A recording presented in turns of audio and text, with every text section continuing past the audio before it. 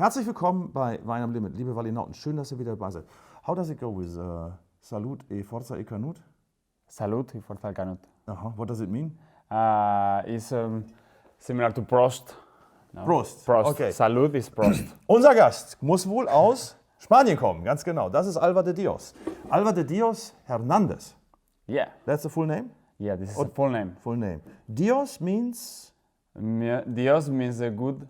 It's a god. Is a god. The god of wine. Yeah. Dionysos. Yeah.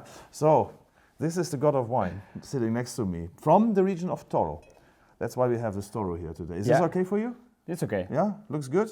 This is from the Camargue though, but from the region of Camargue, the black Toro. Okay. But I'm sure you do something in Spain with it as well. Alvar, we know each other now for a couple of years. You work in Madrid, but you have your project. This is my personal project. Yes. So these wines are from a region, Toro, which is, where is Toro? Where is it exactly in Spain? Toro is in the province of Zamorra. Yeah. Zamorra is near to frontier of Portugal. It's in the border of Portugal. It's in the part in the west, is the northwest of Spain. Mm-hmm. Yeah, near to Portugal and Galicia. And you said it's a project. How many bottles do you produce in a year? I began the project in 2014. Yeah. I make around 50 or 45,000 bottles. 15 or 45,000 or 15? 15. 15,000. Yeah. Okay. It's very well. Let's continue in English. It's a very small project you have. What's the aim? Why do you do this? Why do you have this winery? What do you have? Why do you have it? I don't understand. Why do you start? Why do you start this project? In 2014. Yeah, but why? Why? Why? I'm asking you what. Because corazón or visionaire. Or because when I begin working in the wineries, for me it's only for make a dinner, not make my project or not make my life. But in 2008, I know to Fernando Garcia, and it's Fernando Garcia with we put the wine in my heart. Yeah. Or in your veins. Yeah, in my veins. And after my family, there are vineyard in El Pego and work in the vineyard, and is the natural step. Yeah, so make wine. So your family already had vineyards. Yeah. Yes. Okay. For selling the grape. For selling grape only. So selling not grape. No, for producing wine. Cool. Okay, so we are in a hot region where you live. It's hot. It's a very hot region and dryness. And dry. But you make very elegant wines, but we come to this later. So this is the first wine. It's called Tio Uco. It's from the vintage of 2017. It's a Toro wine. So Toro means Taurus, so Stier, as we say in German. Toro is the city. It's the most important city for the area. Yeah. And what wines are produced in Toro? Normally, the history of Toro, the appellation of Toro is very younger, because in 1978, and only 6 winery. Okay. After in 1992, is Pintia from Key arrived. Vega Sicilia. Yeah, for Vega Sicilia, Key arrived from Toro and beginning make wine. And the rest of Spain focus in Toro and make new wineries and make new wines. Like Numancia, Termancia. Yeah, it's arrived Numancia, Termancia, and in 2000. Big Parker points, high scores. In 2004, this Parker said 100 points for Numancia and Termancia. And then all Spain was looking. Yeah. Okay. It's El Dorado. El Dorado. El Tempranillo. El Tempranillo. Well, it's a Tinta de Toro is a Tempranillo. It's similar. It's the same mama, but it's different adaptation for the climate. Okay. No, in Rioja, the climate is more warm. Yeah. And it's rain a lot. Yeah. But in Toro, it's more dry and hot region. Okay. So the first wine, Tio Uco, is a wine from 100% Tinta del Toro? No. No. It's a little bit, only 10% of Grenache. It's the typical coupage in the old vineyard. The most important part is Tinta de Toro, but always there are a little bit of Grenache in the middle of Why? Why do you have Grenache in? I don't know. I think it's for the keeping the fresh and keeping the acidity. Lighter. And yes. Okay. So Tio Uco is your let's say it's your entry level wine. Huh? Yeah, it's the first step. It's the first step of the winery is similar to the Vilas wine. For me, it's a Vilas wine from El Pego. El Pego is the Vilas and is the more south part in Toro. More southern part in Toro. Yeah. Okay. What's the difference when you say it's a normally in Toro, all the terroir is clay with some, but stones. What the stone, but clay. In El Pego is the most far for the river, and the influence is not influence for the river. It's only sand with sand rock with a little bit infiltration of limestone. So Eric Asimov from New York Times, we will link this up. I think he wrote a nice article about your wine. Yeah. He was very, very enthusiastic about it. Look about the freshness. When I sniff here, I get a lot of spiciness. I mean, it's not like this over-concentrated wines you can get from Toro, like this kind of very fruity, very jammy, and let's say, almost like uniform wines sometimes. This is different. This is a little bit spicy. And Regaliz? I don't know, say Regaliz. Regaliz? Yeah, Regaliz is a root. Is a root? Okay, I don't know this one. I don't know. Say so, also, please help us what Regaliz is. Regaliz? Regaliz. Regaliz. No. Sebastian? You speak Spanish normally. Not this morning. I don't know that word. No, okay. Me no, Regaliz is a root eating, and it's noir, it's black. It's very black. Okay. And it's beat, a lot of beat. Okay, no. No? I don't know. Anyway. I don't know. However, so we get a lot of, maybe you can look it up while we continue talking here. So here you have a very lifted kind of. Yeah. Though it's 17 is quite. This seems to be heavier than the vintages before. 17 is the vintage is very very hot. Very concentrated vintage. For me, it's a triple concentration. It's the vintage for the triple concentration. The first concentration is in the winter. Rain nothing. And the second concentration is the ice in the middle of May. Hail. Yes. And after the third concentration is the summer is very, very hot. So you get small berries and a low yield. Yeah. Oh, okay. But it's beautiful. So it has really some herbal, some red fruit, some red fruit, some dark fruit, some spices. It's wonderful, and the tannins are quite strong, I think. Yeah. But it's normal for Toro wines. They have strong tannins. Normally for the Tempranillo or more for Tinta de Toro is the tannic is very tannic grapes. I'm very enthusiastic about this wine, I have to say. It's such a wonderful entry-level wine. It sounds like entry-level, but this is like just easy. It's super drinking. It's fresh. It's nicely balanced. Yeah. Though the tannins are still like, I think 1 or 2 more years for this wine will be nice. I think it can develop, but at the moment it's nice because it's a lot of fruity flavors. And drinkable. Very drinkable, exactly. Open. Regaliz is licorice. Licorice. Oh, I was guessing this. Okay. Yeah. The dark spice you can have licorice, which is strong. me I don't like normally licorice that much. To me, it's very strong. Max, you like licorice? Yeah. Yeah? I do. You like licorice? Yeah, I love. So I'm the only one who doesn't like licorice here, I guess. So next wine. So well, to understand this, you have the plots are not that old. They are between 30 years. Something. This Tio Uco is the middle. Is John vineyard. Yes. Around 35 years. Yeah. And the rest is old vineyard. There are 2 old vineyard in Tio Uco. One old vineyard is only Grenache. Yeah. And the other is only Tinta de Toro. And how old are those vineyards? 86 and 96.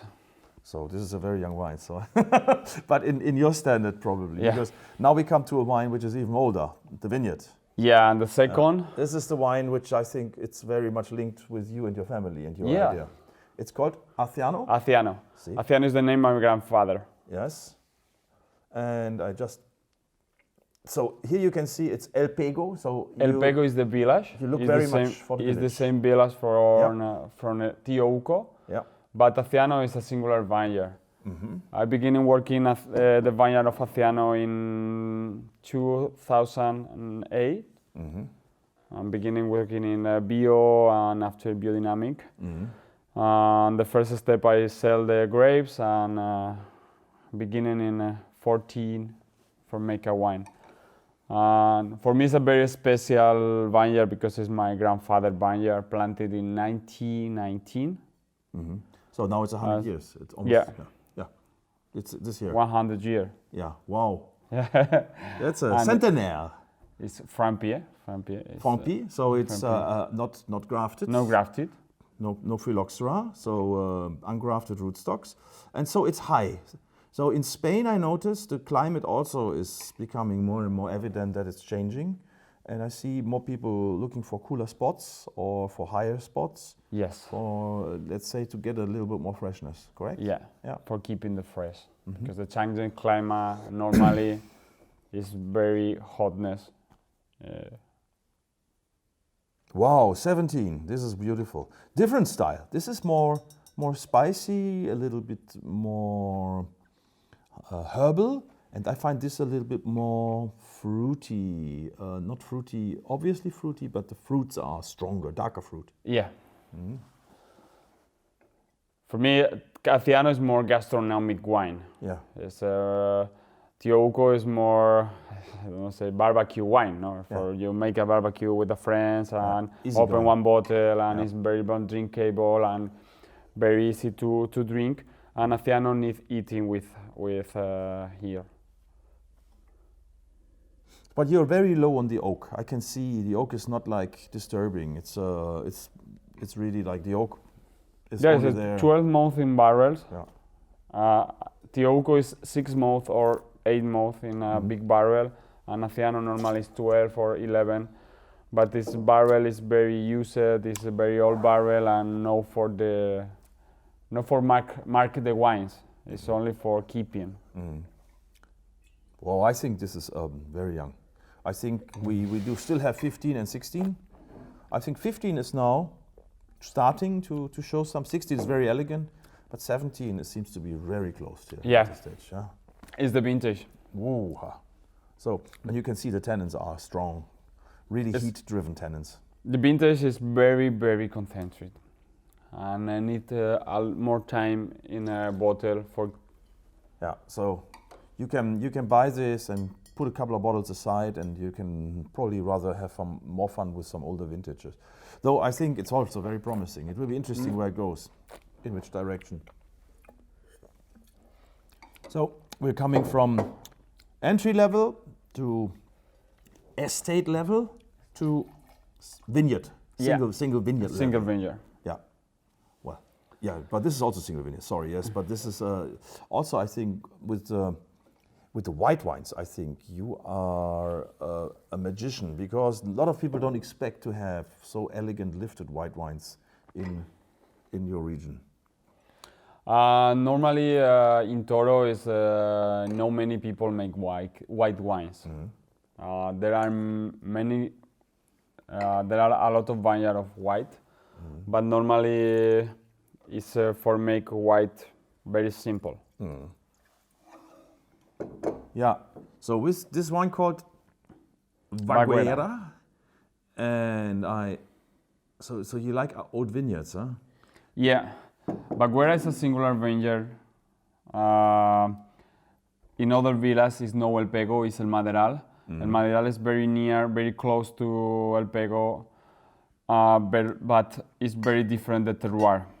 In El Maderal, all is clay with limestone. And the altitude is very, very highest. This is 950 meters of altitude, and this is a singular vineyard in northern position, in the middle of the very big cork tree forest. And it's planted Who planted it? Who planted it? Who planted the vineyard? I don't know. Crazy guys. Yeah. Because in those days maybe it was different, because it was not so, maybe not so hot as it's nowadays. This is more warm climate. But you make it rain a lot. Yeah. And normally rain 200 liter more for year than El Pego. Wow. This is the normal. Okay. So this wine called Rapadal, so it's a cuvée spéciale. Yes, because in this vineyard there are two parts. It's the same vineyard, but there are two parts. There are a big part is only Doña Blanca, but in a little corner the old proprietary put in a collection of white grapes. Which are the white grapes for this? For the local, and this is a blend of all the white grapes. Which are the name of the varieties? Well, there are Muscat, red Muscat. There are Albillo, black Albillo, red Albillo. Yes. There are Sherry, Palomino, Palomino, yeah. Pedro Jimenez, Yeah. and there are Godello. There are a lot of grapes. Do you harvest at the same time? Yeah, Yeah. in the same time. And then you crush at the same time and Yeah. ferment all together. So it's a field blend. Yeah, it's a field blend, and normally it's only 1 barrel for the year. No, this is fantastic. I think it's very mineral. I have to say, it's not so fruity. It's I find it more like a dried herb, and it's a very relaxed wine. It's quite dense. Yeah. There is a super complexity in this wine. For me, there are always white flower. Yeah, I agree. Yeah. And a little bit of, let's say, agrumes, what the French say, citrus peel. Yeah. Lemon peel and citrus peel. But it's not like tropical, or not like... It's more, for me, it's more lemongrass Yeah. than lemon. Yeah, okay. Yeah, lemongrass, which is etheric. Yeah. That's really nice. And also here, again, the oak is not disturbing. I think this is a fantastic wine. I mean, and I think a lot of people are not aware that this can be produced in your part of Spain. Yeah. I think this is something special. You have some other white wines? This is very special wine for me. And the vintage changing a lot one vintage or other vintage because it's the different coupage. Wow. Yeah, with the coupage, that means like you don't produce this wine every year. No, only when you feel it's okay, and then... Only when the feel is okay and it's good, and it's very, very different for the old Baguera. Yeah, and if you don't produce it, it will be part of the Baguera, the Baguera, the normal Baguera, yes. So it has a lot of texture, this wine, I think. It's a creamy, almost a creamy texture. Yeah, I love the texture in the Bagueras because you feel in a lot very well the terroir, the clay, the power of the clay. Yeah, very nice, very nice. Beautiful wines. Almost incomparable. No, but it's I don't know any wine like this. We know some wines from Galicia maybe who can go into this direction. Yes. They can have a little bit of style like this. But what is so nice about it, it's a wine which takes you completely out of perception. Basically, all what you know, you can forget about. You need to start new again. That is why I like the wine business so much. So I think this is a great addition. Yeah, and it's interesting, we drink it after the reds, but it's nice, it's really refreshing. Yeah, I prefer, in my project, or my opinion, first the red wines and after the white. The white wines. I know as other people. Because normally the white, my whites that are more powerful and more, the mouth is more heavy, or not heavy. Heavy, yeah. Than the reds. Thank you, Alvar. Thank you. That was Henrik. Henrik. Henrik. For the Spanish people, it must be Hendrik. Can you say D? Hendrik. Henrik. It's for the gene. No. Hendrik. Henrik. Hendrik. Well, yours is easy to pronounce. Alvar. Alvar. Well, it's easy, but Hendrik is difficult for you. You just saw. Hendrik. That's Hendrik. good. That's very good. Very good. Alvar de Dios, the Weingott from Toro. He came. Vini, Vidi, Vici. He came, he saw, and he took his victory. No, but thank you for these beautiful wines, and I understand you still have another job, and this is probably a lot of, let's say, tension in your life. So you're in this place, you're in that place, and you managed to produce some outstanding wines, and you receive all the accolades already, which is nice, and it's a changing of the perception of what is Toro. Of Toro, yes. I think so. You make your own wine, maybe more a grandfather style. Yeah, I think more old school. Old school. Yeah, Yeah. I think it's more old school. Working with the stems and working on big barrels. But we all know old school is the new school. Yeah, Yes. I think. So, vielen Dank. Thank you. Have a great day. Bye. Thank you. And thank you, Danke. Alvar. Bitteschön. Dankeschön. Sehr Yeah. gut. Oh, your German is coming along.